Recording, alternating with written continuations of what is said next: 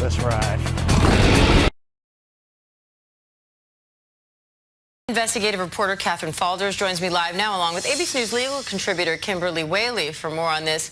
Kim, I want to start with you. Can you walk us through why an attorney would advise their client to plead the Fifth in a case like this?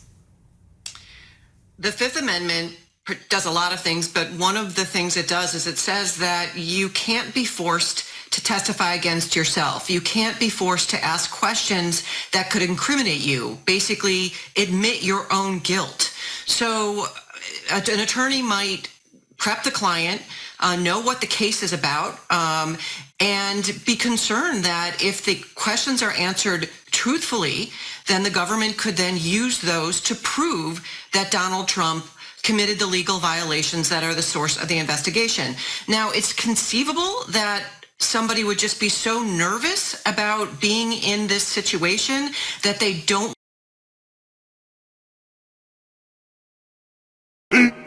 15 minutes later.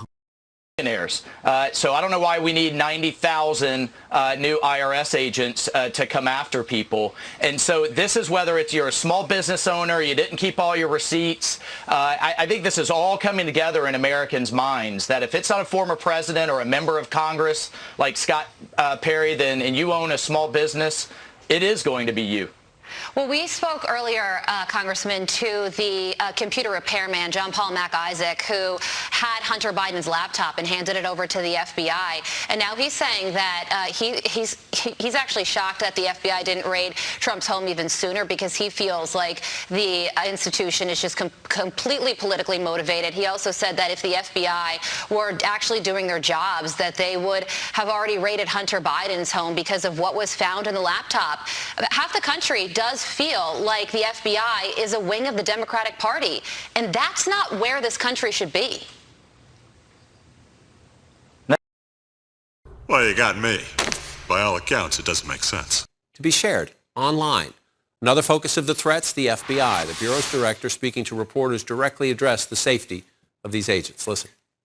I'm always concerned about violence and threats of violence against law enforcement. Any threats made against law enforcement, including the men and women of the FBI, as with any law enforcement agency, are deplorable and dangerous.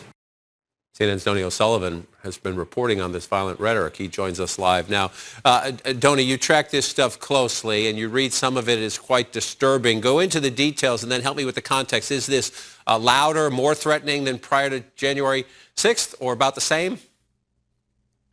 It's very, very hard to, of course, kind of measure these things quantitatively, but what we can say is that right after news of that FBI search on Mar-a-Lago broke on Monday, we saw an immediate spike in violent rhetoric online. And if we can bring back up that... Much later. This is how legends are born.